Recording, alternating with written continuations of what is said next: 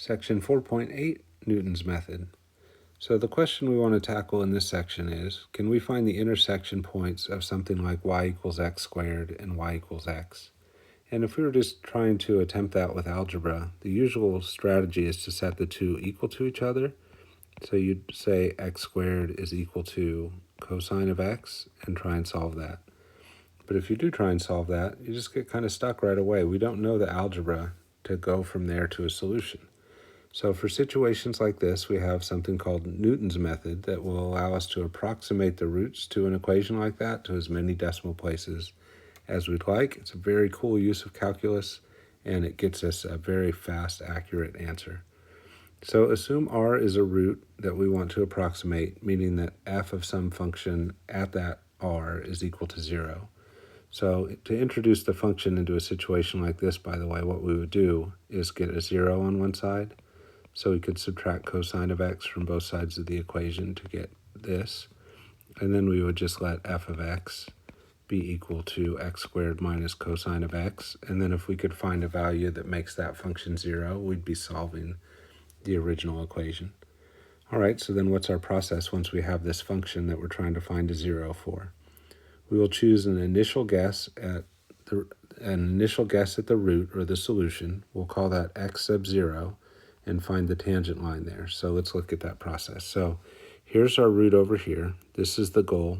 That's the value we're trying to find where the function hits the x-axis. We take this first guess, x0, and we go up to the value of the function and find a tangent line there. And then we look at where does that tangent line hit the x-axis. So we will choose an initial guess at the root called x0 and find the tangent line, and then to get a better approximation, our next guess, x1, will be where the tangent line intersects the x-axis, and so on, meaning we'll just repeat the process. So we get this initial x0, we go up and draw a tangent line. Now we have this new x1 where the tangent line intersects the x-axis. So we go back up to the value of the function. We find a new tangent line to the function there. Look at where that intersects the x-axis, and we just keep repeating. Go up, find the value of the function, find the tangent line there, and then we get a new root, and we go up, and so on and so on. And notice that next tangent line looks like it's going to be very close to the root. And it does turn out that you converge on that root rather quickly using this process typically. And that sounds pretty messy, right? Finding tangent lines over and over and over again. But what we're going to do is try and come up with a formula for Newton's method so that we don't have to kind of do it from scratch, finding tangent lines, but have a quick process for it. So let's try and find a formula. So consider the equation of a tangent line that goes through the point xn, comma f of x sub n. So that xn, comma fxn, so this point right here is just one of our points on the function that we're going to try and find a tangent line at. So if you want to find the tangent line at some point on the function, you need its slope. So if the x value is xn, you'd want to find the derivative and evaluate it at that x value to get the slope. And when you're trying to do equations, so if this is the point we want to go through and this is the slope, then we want to apply that to y minus y0 equals m times x minus x0 to get our tangent line. And this would be our x0. This would be our y0. And right here, this f prime of xn would be the slope. So when you start plugging those things in, you go to do y minus the y0. So the y0 is xn. So there's your y0 getting plugged in. And then you do the slope right there times x minus x0, which is that piece. So there's an equation of the tangent line just written in terms of the x value, f of that x value, which is the y, and the derivative, which is the slope. So now going back to this picture again, let's highlight one of these tangent lines. Once we find the tangent line, our next goal is to figure out where does that intersect the x-axis. So if we want to find the point where that line intersects the x-axis, we need to set y equal to 0 and solve. So we want to take this equation, plug a 0 in for the y, and then solve that. So let's look at that algebra. 0 minus f of xn is equal to f prime of xn times x minus xn. And so yes, we set y equal to 0, and then I said in solve, but solve for what? Well, we want to solve for the x value where we intersect the x-axis. And so that would be this piece right here. That's what we're trying to get by itself. So the 0 over here on the left basically just goes away. We could then divide both sides by f prime of xn. That's going to get the part in parentheses by itself. These are going to cancel off. So then we can take this xn. Sorry, just trying to highlight that for you. We can take this xn right here and add it to the other side. So if we add xn to both sides, the left-hand side becomes xn. Let me go ahead and do that in blue. So the left side becomes xn plus, actually it's a minus right there, so xn minus f of xn divided by f prime of xn. And that was us moving this to the other side, so all that's left is that x. So we get x equals x sub n minus f of x sub n over x prime of x sub n. Now what is that x? If the xn is our nth guess at the answer, the x we just found is the next guess. So that's our xn plus 1. So to get the next guess using Newton's method, you take your last guess, your most recent guess, minus f evaluated at your most recent guess, divided by the derivative of f evaluated at your most recent guess. So that is Newton's method formula right there. So it looks kind of messy. We'll do an example of it here in just a second, and you'll see it's actually very easy to use, despite how messy it might look. So I'm going to say it in words one more time, because this is the way that I always like to use it. So let me kind of draw an arrow here. So that right there is our next guess. So your next guess is equal to your previous guess minus f at the previous guess divided by f prime at the previous guess. So let's go ahead and move on to an example and see if we can use Newton's method. See, is it messy? Is it clean? Is it fast? Is it slow? Let's turn the page and find out. All right, before we do our first example, we're going to kind of officially summarize Newton's method in this box. So what is our process? First step is to choose an initial approximation of the root, and we call that one x sub 0. So oddly enough, we don't call our first guess x1, they call it x0. In a lot of science settings, when you put a 0 as a subscript, it stands for like an initial condition, a starting point. So x sub 0 would be read as our initial guess at the root. And then we're going to want to just increase that by going from one guess to the next. So x sub n plus 1 always represents your next guess. And you find it by taking the previous guess minus f evaluated at the previous guess divided by f prime evaluated at the previous guess. And end the calculations when a termination condition is met. So what does that mean? It means you keep finding roots and suddenly two of them match to as many decimal places as you were asked for. So if we just jump down and look at the example, we'll get a better sense of what that termination condition means. So they said use 8 decimal places on your answers. So we're going to start with an initial guess, and we're going to keep getting future and future guesses until 2 of the guesses that we get in a row match to 8 decimal places. And then when they're the same, we can say, all right, we can stop now. All right, so let's see what the process looks like. Notice this is the question we started off with at first. Suppose you're trying to find the points of intersection between y equals x squared and y equals cosine of x. If you just started out with an algebra attack on that, you would set the two equal to each other. So you'd have x squared equals cosine of x. And then to apply Newton's method, you need it to be set equal to 0. So I would subtract cosine from both sides to get x squared minus cosine of x equals 0. And then I would let f of x be equal to x squared minus cosine of x. So that way, if I can find a place where f of x equals 0, I'm finding a solution to the equation, which means I'm finding the x-coordinate of a point of intersection. All right, so there's my function. If you look at Newton's method, you need your original function in the numerator, but in the denominator, you need the derivative. So let's find the derivative of that function too. So f prime of x would be 2x minus the derivative of cosine. Derivative of cosine is negative sine, so the minus that's there and the minus on the derivative will make that a plus. So we get 2x plus the sine of x as our derivative. So the only piece now that's missing in the Newton's method formula up above is an initial guess xn.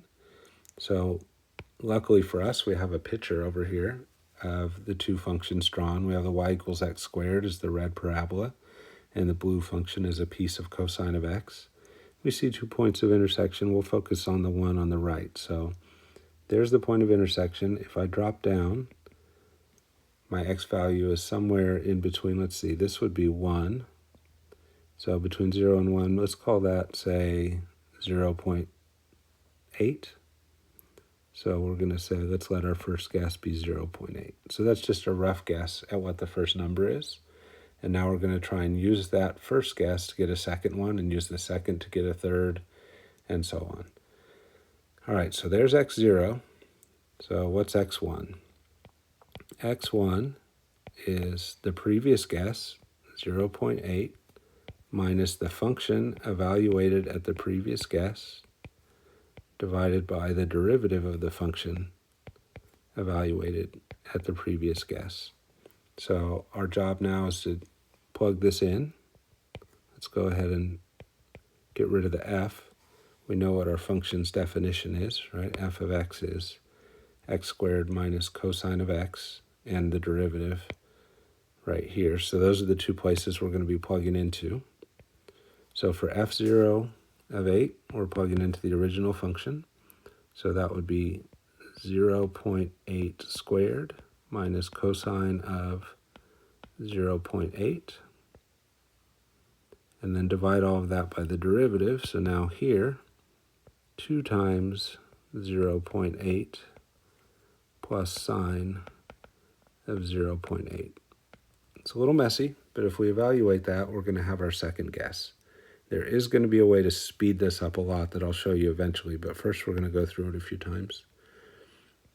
So parentheses around the top and the bottom are not necessary when you write it, but they're necessary in the calculator. So I'm going to write those in red as pieces that we need on the calculator when we go for that next guess. All right, let's take this and plug it into the calculator, and that will give us our value of x1. So we want to put in 0.8 minus, open parentheses, 0.8 squared minus the cosine of 0.8, end parentheses for the cosine, end parentheses for the numerator. Now we're dividing by the denominator, so open parentheses for that, 2 times 0.8 plus the sine of 0.8, end parentheses on the sine, end parentheses on the denominator. So that's the thing that we just wrote down on paper. If we write that to 8 decimal places, which is what they asked for, it would be 0.82447043. So let's go back and write that down. So we've gone from x1 was 0.8, x0 was 0.8, to now we know that x1, and I'll write that in blue.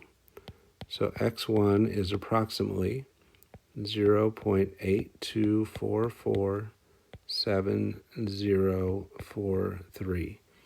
Now we have to take that and plug it everywhere the 0.8 was, and that's the part that starts to sound very messy. So in theory, what we do now is we take this value for x1 and we put it here, here, here, here, and here. The good news is, and that would be a pain to type, right? Type that 8 decimal long number 5 different times. The good news is there's a trick. So what I'm going to do instead is I'm going to, right now in my calculator, that 0.82447043, is stored in the variable answer because I just pressed enter and that's my current answer. So I'm going to say that x2 is going to be equal to my current answer, which is that 0.82 number, minus my current answer squared, minus cosine of my current answer, divided by, open parentheses, 2 times my answer,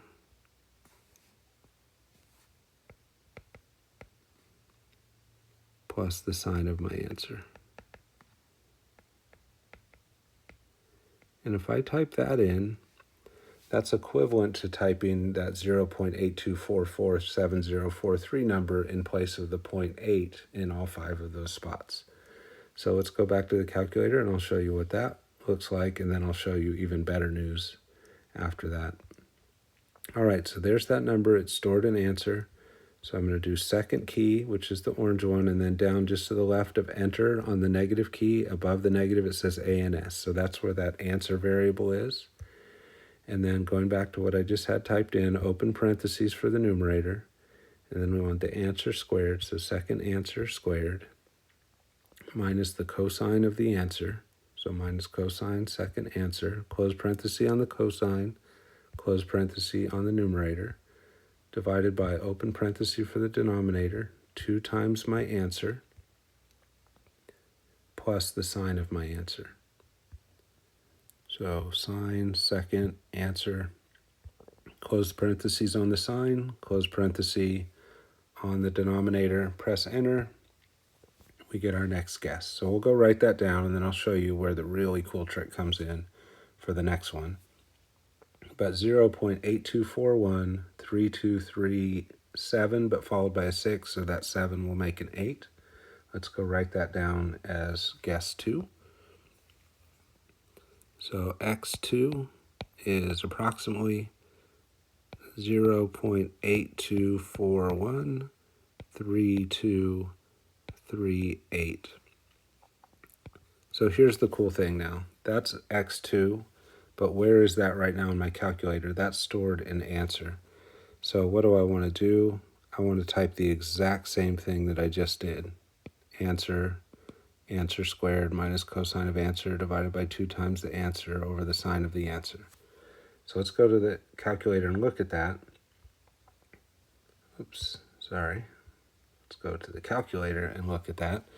So I said I need to type it again, but I don't really need to type it again. If I just hit second and enter, it'll pull up the last thing I did. So you'd think that would just give me the same answer I just got, except for there's a different number stored in answer now. Last time I pressed enter, the 82447 number was there. Right now in answer is the 0.82413. So my x2 is in answer. If I press enter, I'll get x3 right away. If I hit second and enter again and press enter, now I'm getting x4. Notice x3 and x4 match each other, which means I've reached that terminating condition where I've got my final answer. So there's an x3 and x4. Let's go back and write those down. So x3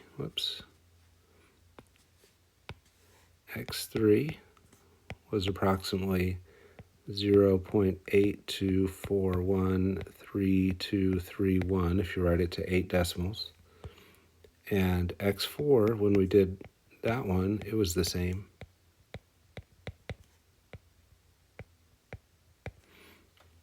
So we've found our x value, and to find our y value, we just need to plug that into the original function. So our y value for the point of intersection will come from plugging that x4 or x3, doesn't matter, into the original function. And the original function that we're talking about for point of intersection, there was the 2 of them, right? So there was y equals x squared or y equals cosine of x. You could plug into either of those and you should get the same answer. So the easiest one to do that with would be the x squared. So let's go back to the calculator real quick, take our answer, which is already there, take that answer and square it, and we get 0.6791940.6, and the 6 followed by an 8, so we could write a 7 for that. All right, so let's go back and write that down. So the y value, we just used x4 squared. Keep getting stuck on that highlighter. We just used our x4 squared, so this number. And when we did that, we got 0.67919407. 1, 2, 3, 4, 5, 6, 7, 8 digits there. So that's what they asked us for. So now a point of intersection is an ordered pair. So our answer to the question for that point of intersection on the right is that it is 0.82413231 and 0.67919407. So there's one of the answers to the intersection question. If we go back and look at the graph, we just found this point of intersection. The other point of intersection should be the same because x squared is an even function and cosine is also an even function, so they're both symmetric about the y-axis. So this point on the left should be exactly the same as the point on the right, but just a negative x instead of a positive one. So instead of going through the whole process again, I'm just going to write down our second solution would be negative 0.82413231 and 0.67919407. All right, so there's our two answers. Both of those arrived at using Newton's method. I'll go ahead and do a quick check on the calculator since this is the first time we've used Newton's method just to verify that this procedure works. So go to the calculator, go to the y equals, put our first function, which is y equals x squared. Go down and put our second function, which is y equals cosine of x. Graph those. We see, here we can zoom in, make it look a little bit more like it did on our picture. And we're looking for points of intersection. It'll click into place when it hits them on here. And if you look at the XY up in the upper left-hand corner, that's the first point we wrote down. And if you slide over and do the second one, now notice the only thing that's changed is the negative on the x value, so that's our second point of intersection.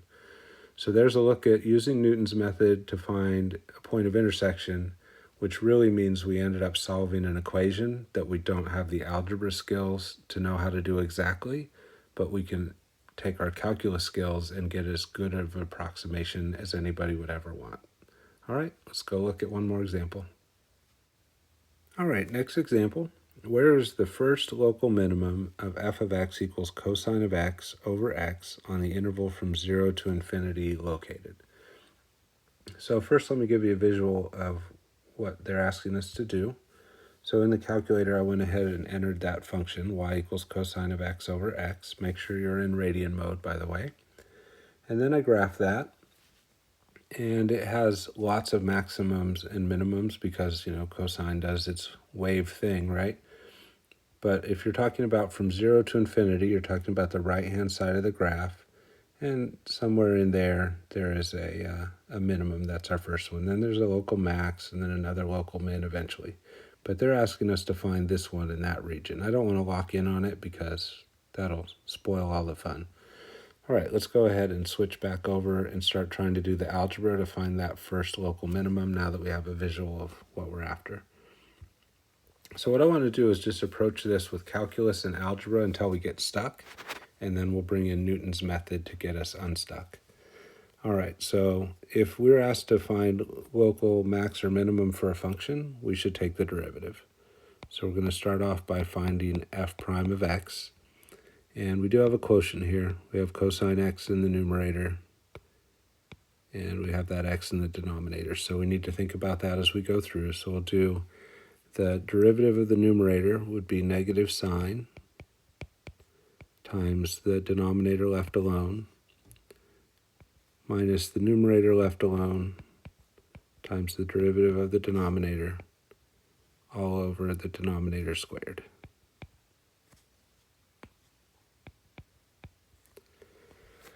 All right, so there's our derivative, and our goal would be to figure out where is that derivative equal to 0, where is it undefined, It's undefined at x equals 0, but we're only looking for a minimum that's in the right-hand side from 0 to infinity, so we're not interested in that critical point of 0. So we're going to look for our critical points from places where the numerator is equal to 0. So if you set the numerator equal to 0, you could then multiply both sides by x squared, and the denominator portion will just cancel off if you do that. And so you end up just with the question of when is the numerator equal to 0. And you could multiply the numerator by a negative if you wanted as well. So I'm going to do a few things here. I'm going to rearrange it so the x term is first. I'm also going to multiply both sides by a negative, and that 1 doesn't matter. So we end up with this equation. So again, multiplying both sides by a negative, got rid of those two negative signs. Then I just moved this x out front, and that 1 right there just disappears because of multiplication by 1 has no effect. All right, so we could start trying to use some algebra to solve this, but when you have a mixture of things like x or x squared or just kind of polynomial type terms mixed together with trig functions, you usually are at a dead end for trying to solve. So you can play with this if you want, but you'll find out your algebra skills are not enough to get an answer to that. So what I'm going to do instead is try and use Newton's method to solve this equation right here. Right? So this is now my goal, to figure out when is this equal to 0, because that should help us spot our first zero derivative. And just a quick look back at the graph, when we get to our first zero derivative, that should be that first low point. Okay, so coming back, let's set up the Newton's method some more. So I'm going to let g of x be equal to this function I just highlighted. I can't use f of x because that's already used up above. So that's g of x. If you're going to use Newton's method, you also need g prime of x. This has a product, so I have to use the product rule. Derivative of the first is 1 times the sine left alone, plus the x left alone times the derivative of sine, which is cosine. And then we still have to do the derivative of this other piece, and the derivative of cosine is negative sine.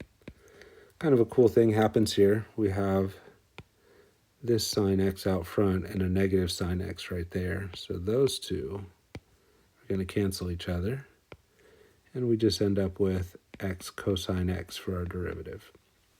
So now if you want to use Newton's method, you want to have an initial guess, and then your next guess will be the initial guess minus the g of the initial guess divided by g prime of the initial guess. So that's kind of the process we want to go through. We can write out what would that look like a little bit more. What is g of x0? So g would be x0 sine of x0 plus cosine of x0, and then divided by the derivative, which we just found right there. So that would be x0 times the cosine of x0. So the only thing that's preventing us at this point from getting started is an x0. So let's go find one by looking at the graph one more time. So the low point's clicking in right there. We see that kind of red click. That's the low point. That's happening somewhere kind of near 3. So let's use 3 as our initial guess. So coming back, working on the Newton's method some more, we're going to let x0 be 3.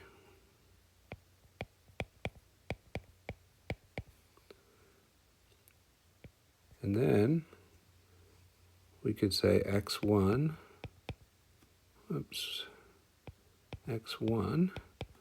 will be equal to 3 minus 3 times the sine of 3 plus the cosine of 3 all over 3 times cosine of 3. So would that work? Yes. But what we could do instead is just go into the calculator, type the number 3 and press enter, and then that would go into answer. And then we can just say that x1 is equal to, and what we're going to do is instead of typing the number 3, everywhere that 3 is, we're going to type answer instead. So on the graphing calculator, we'll type answer minus answer times sine of answer plus the cosine of the answer all over the answer times the cosine of the answer. And that is a little messy to do, but remember, if you do that once, you only have to do it once, and you can get all the rest of it done quickly. We will need parentheses around the top on the calculator and parentheses around the bottom to make this work out. Let's go ahead and switch over to the calculator and give it a try.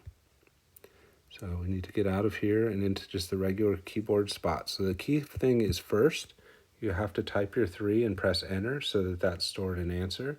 Otherwise, you're getting some random starting point. And then typing in what we just wrote down, answer minus, open parentheses. We need our answer times sine of the answer, and then plus the cosine of the answer, and then end our numerator's parentheses, and then divided by open parentheses for the denominator, our answer times the cosine of our answer. Close parentheses on the cosine, close parentheses on the denominator. When we press enter, that is now x2. If we press second enter, we get the thing back up, but now we have our x2 lined up, ready to go. I guess that's x1 actually. 3.0 was x0, so the 2.809 is x1. Now there's x2. To get x2, take that and plug it in again. There's x3. Take that, plug it in again. There's x4. We've got a complete match there, so that one's our answer. I'll just go back and write it down as x4. All right, so the x they asked us to find can be found or approximated using x4 from Newton's method. And the x4 we got from Newton's method, they didn't tell us how many decimals to write, so I'll just write 8 again. 2.7983, 8605. So first of all, is that an answer to the question? Let's go back up and look at the question. Where is the first local minimum? When they ask where is it, they're asking for an x value, and we just gave them the x value. So I'm going to claim that yes, we have answered the question. There it is.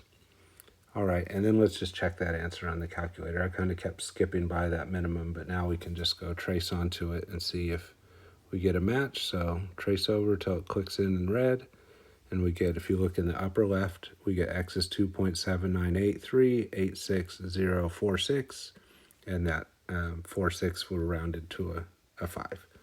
So we are matching what the calculator says, and in fact, to the best of my understanding, Newton's method is inside of the calculator, working out these sort of things for us. All right, back to the notes, and let's wrap things up. I just wanted to end by summarizing the calculator trick for you because I think this is a must. If you're not using the calculator trick, then you are typing decimal numbers over and over and over again, and the chance of a typo becomes really likely. Speaking of which, if you do have a typo, you're probably not going to settle in on a number, or it'll be off, far from where you saw the original number. So if it's going weird on your calculator, you would want to look for a typo. But here's our calculator trick process. Type your initial guess into the calculator and press enter. That number is now stored in answer.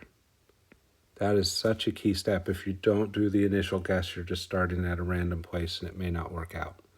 So now type in the Newton's method equation for your next guess, but use answer in place of the variable x, or what would have been like your x0 or your x1 in Newton's method. Really, I guess if we look at the formula, it was xn. We're putting answer in its place. So what does that look like? So when we go to get xn plus 1, so that's our next guess. From any guess, when we go to get our next one, we'll want to do answer minus the function evaluated at answer divided by the derivative of the function evaluated at answer. And when you press enter, that's going to get the next guess, and it's going to store it back into answer. So it does both of those things. So when you press enter, you both get your next guess and store it again for answer. so it's ready to go. And I was hitting second entry to pull up the big expression and pressing enter. It turns out you can just press enter repeatedly, and that automatically does your last expression again for you. So you can either just press enter repeatedly, or if you prefer, you can keep hitting second enter to pull it up. I'll show you the speed way on that real quick. So if we exit out and I type our initial guess again, and then I'll pull up second enter to get that expression. There's now x1. If I just press enter, I get x2. Press enter, I get x3. Press enter, I get x4. So if you just press enter, it will automatically repeat the previous calculation for you, but it will be the previous calculation with the new version of answer in there, so it will keep making progress towards your final answer. All right, that does wrap it up. So good luck on this as you head off to the online homework and the written homework.